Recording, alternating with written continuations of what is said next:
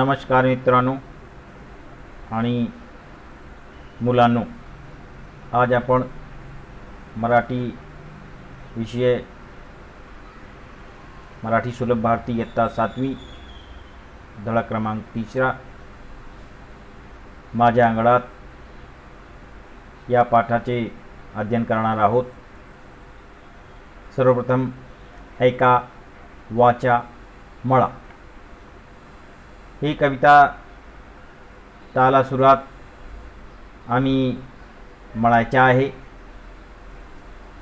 नंतर तुम्ही ताला सुरात म्हणा, वाचन करा। गहू साळवाचे मोती काळ्या रानात सांडलं, आणि माझ्या अंगणात लख चांदळ पडलं। काल्या शार मातीतून मोती पळयाची रास, अंगणात माझ्या डुळे रान मेवाचे मी जास।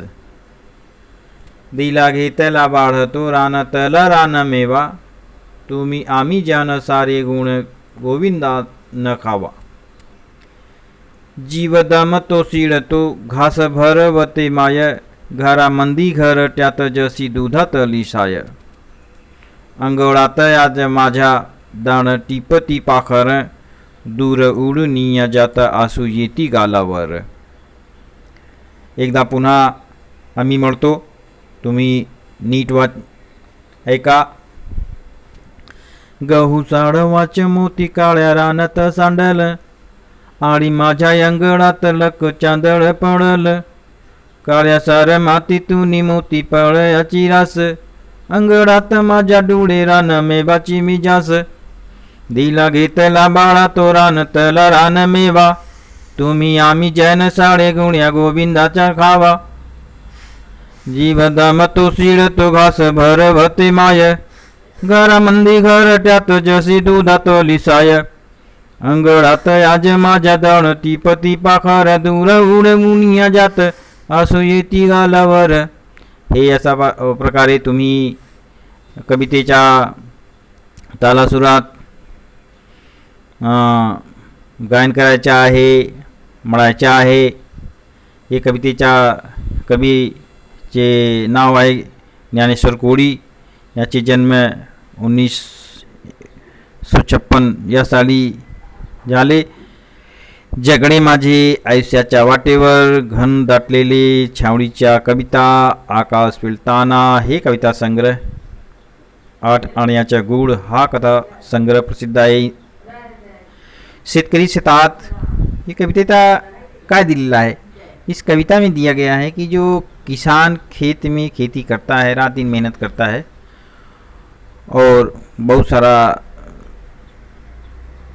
अनाज उगाता है, उसको बड़ा प्रसन्नता होती है। उसके खेत में जब अनाज उगते हैं, फसल अच्छी होती है, तो किसान को बड़ी प्रसन्नता होती है। इस कविता में कवि ने किसान के मन की विभिन्न भावनाओं का वर्णन बड़ी सुंदर ढंग से प्रस्तुत किया है। शेतकरी शेतात रात दिवस काम करतो, जेव्हा त्याच्या शेतात खूप धान पिकते तेव्हा त्याला खूप आनंद होतो। प्रस्तुत कवितेतून शेतकऱ्याच्या मनातील विविध भावनांचे वर्णन कवीने केलेले आहे।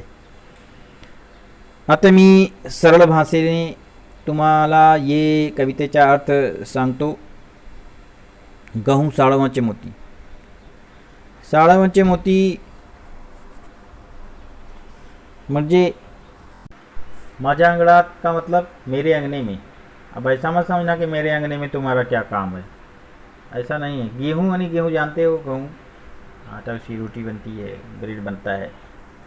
साळवाचे मोती, जवारी के दाने मोतियों के जैसे, काळ्यात रानात सांडलं, आणि माझ्या अंगणात लख चांदळ। मेरे अंगने में गेहूँ और ज्वार की जो दाने हैं इस तरह से पड़े हुए हैं जैसे आकाश में लाखों लाख चांद टिमटिमा रहे हैं। इस तरह से मेरे आंगन में गेहूं और ज्वारी के मोती के दाने पड़े हुए हैं।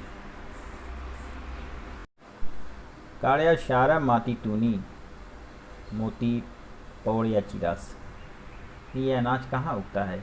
अनाज माटी में उगता है, मिट्टी में उगता है, और अनाज उग के तैयार होता है तो मोती के समान पवळयाची के जो मोती के समान और कुछ हल्की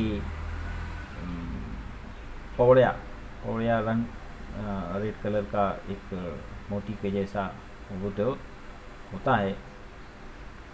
तो मोती जैसा और पौड़िया के जैसा ढेर हमारे आंगन में लगा हुआ है।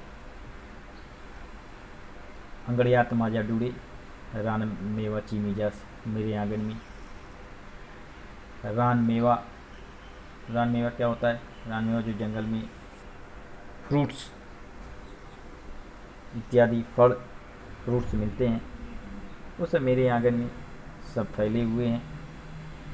दिला घेतला वार्तो, ये सब चीज़ें रान मेवा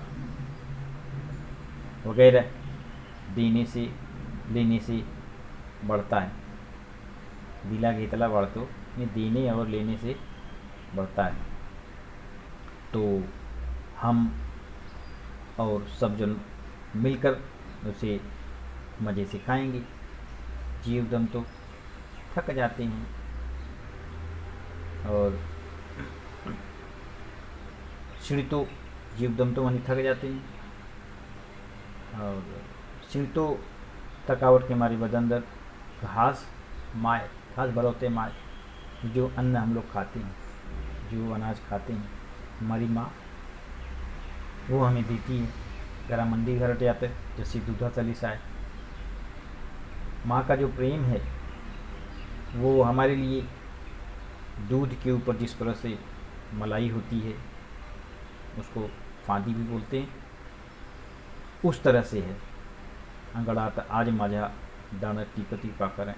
आज मेरे अंगने में चिड़िया टिपती पाकर, चिड़िया दाना चुन रही हैं, चुग रही हैं, और दाना चुगने के बाद वो जब दूर उड़ जाती हैं तो अति प्रसन्नता में मेरी आँखों पर, मेरे गालों पर अश्रु लुढ़क जाते हैं। इस पाठ के आधार पर यहाँ शब्दार्थ दिए हुए हैं। साड़वाच मोती, जवारी चेदाड़ी, रास ढीक, ढीक मतलब ढेर, मिजाज तोरा, रान मेवा राना तिकड़ारी फड़ी, शिड़ड़ी दमड़ी तकड़ी, आशु डोनिया तीन पाड़ी शुरू। प्रश्न एक खाली प्रश्नांची 1-2 वाक्यांत उत्तर लिया। प्रश्न जो दिए गए हैं इनका उत्तर एक और 2 वाक्यों में लिखना है। पहला प्रश्न है कभी चा अंगड़ात कसाची रास पड़ती। उत्तर कैसे लिखेंगे? कभी चा अंगड़ात गहू आड़ी साड़वाच, गहू आणि साड़वाच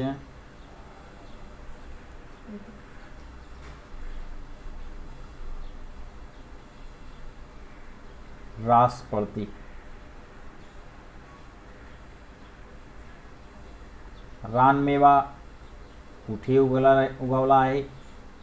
रान मेवा उठे की जगह लिखेंगे रानात, रानात।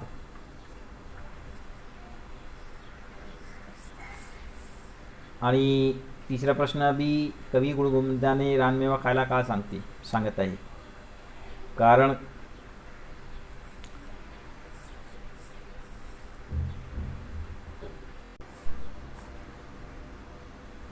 तीसरा प्रश्न है कवि गुणिया गोविंदा ने रानमेवा खायले का सांगत आहे। उसका उत्तर होगा कारण क्या है? कारण दिल्याने व घेतल्याने रानमेवा वाढतो, म्हणून कवी गुण गोविंदाने रानमेवा खायला सांगत आहे। चौथा प्रश्न कवीच्या अंगणात पाखरे का येतात? कवि के आंगन में चिड़िया क्यों आ रही हैं? इसका उत्तर है कवीच्या अंगणात पाखरे दाणी टिपायला येतात। काय? कवीच्या अंगणात पाखरे दाणे टिपायला येतात। अब दूसरा प्रश्न हम देखेंगे। प्रश्न 2 खालील अर्थाच्या कवितेतील ओळी शोधा। गहू ज्वारी च्या राशी शेतात पडलेला आहेत. गहू ज्वारी, ये जो कविता की लाइनें हैं ये कहाँ से ली गई, उस कविता को की लाइनों को, पंक्तियों को लिखना है. इसके लिए तुम्हें गहू शाळा वाच मोती काळ्या रानात सांडल, ये दोनों पंक्तियाँ लिखनी हैं. आ काळ्या भोर मातीतून टपोरे दाणेदार असे खूब सारे धान पिकते. इसके लिए तुमको दूसरा भाग है इसका. 4 लाइनों के बाद अगली जो 4 लाइनें, काळ्या सारा मातीतूनी मोती पावळ्याची रास, ये लाइनें, ये पंक्तियाँ लिखनी हैं. शेतातून काम करून दमून आल्यावर आई घास भरवते. जो देखो ये घास भरवते. जीव दमतो सिडतो घास भरवते माय, माय मतलब माता, आई, इसके लिए कहा गया. ये दोनों पंक्तियाँ आएंगी. ई. अगला प्रश्न है, रानातला रानमेवा एकमेकांना देत घेत आनंदाने खाऊया. हाँ, तुम्ही आम्ही सारे जण गुणिया गोविंदाना खावा. तो ये दोनों पंक्तियाँ इसके लिए आएंगी. ये तुम इसको लिखो और कविता का आनंद लो. कविता को खूब सुंदर शब्दों में, क्या होगा, शब्दों में बोलो और इसको खूब अच्छे से गाओ. कविता का आनंद लो, प्रश्नों के उत्तर लिखो और खूब सारा लाइक करो, शेअर करो.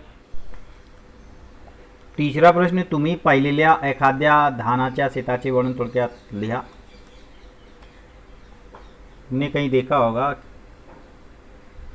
खेत में जहाँ फसल लगी हुई है, के बारे में कुछ वाक्य लिखने. चर्चा करा सांगा. रानमेवा कशाला म्हणतात, रानमेवाता कोणती फळे येतात याविषयी कुटुंबातील व्यक्तीशी संपर्काने चर्चा करा. खेळू या शब्दांची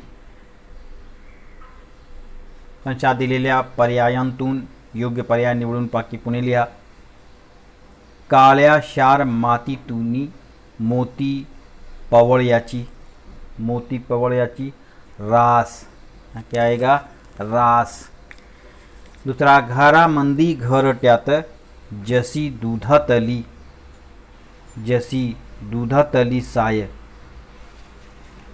दूर उडून जाता आंसू येती गालावर. ये कविता में जो पंक्तियाँ दी गई हैं उसी से आधारित हैं. समूह दर्शक शब्दांची यादी करा. समूह दर्शक जैसे धान्याची रास, उसी प्रकार से लाकडाची मोडी, मोडी, केळीच्या धड, मुलांचा घोडका, पक्ष्यांचा थवा, प्राण्यांचा कळप, द्राक्षांचा धड, घोड. खालील शब्दांसाठी शेवट समान असणारे शब्देतील शब्द लिहा. जैसे अंग्रेजी में नहीं होता राइम्स, उसी प्रकार से. सांडलं, पडलं, रास, मिजास, माय, साय. खालील शब्दासाठी प्रमाण भाषेतील शब्द लिहा. खावा, खाणे, माय, माता, घरामंदी, घरात, आसू, अश्रू. उपक्रम इथे दिलेला आहे. तुमच्या परिसरातील एखाद्या अनुभवी शेतकऱ्यांची तुम्हाला मुलाखत घ्यायची आहे, त्याची प्रश्नावली तयार करा. म्हणजे तुम्हाला शेतकरीकडून जाऊन त्यांचे इंटरव्ह्यू घ्यायचे आहे. खेळ खेळूया, स चा शब्दपंखा पूर्ण करा. वर्णमालेतील 32वे अक्षर स. जंगलातील एक विचित्र प्राणी ससा. नेहमी, सतत, एक शीतपेय, सरबत, रस्ता, सफर, उत्सव, सण. ढीग या शब्दासाठी कवितेत आलेला शब्द रास. रास म्हणजे ढीग, उसको हिंदी में ढेर बोलते हैं. कविता करूया। यहाँ पर जो शब्द दिए गए हैं, अंगड़, अंगड़ माने आंगन में, आंगन में क्या क्या है, झाड़ हैं, सस्त है, घर है, खेल खेलते हैं हम लोग, आंगन में त्यौहार मनाते हैं, आंगन में सारे जन मिल के कुछ भी कार्यक्रम करते हैं। सड़ा यानी आंगन में जो फूल गिरे हुए हैं उनको सड़ा बोलते हैं। रंगोली, सड़, यहाँ त्योहारों का नाम दिया गया है, रंगोली, तोरण, मेड़, आनंद, पूर्णपोली, पावणे, दिवाली, ये सारे शब्दों को मिलाकर हमें कविता 2-4 लाइनों की कविता तैयार करनी है। तोरण, रंग बिरंगी तोरण, रंग बिरंगी फूल, रंग बिरंगी पानी, रंग बिरंगी नारळ, दार, सुंदर, ये सारे शब्दों को मिलाकर एक शब्द कविता की पंक्तियाँ तुम्हें तैयार करनी है। और इस पाठ में तुम्हें कितना मज़ा आया, पाठ को गाओ, ताला सुरात गायन करून, मज़ा करावा और इस वीडियो को अधिक से अधिक लाइक करो, शेयर करो। धन्यवाद।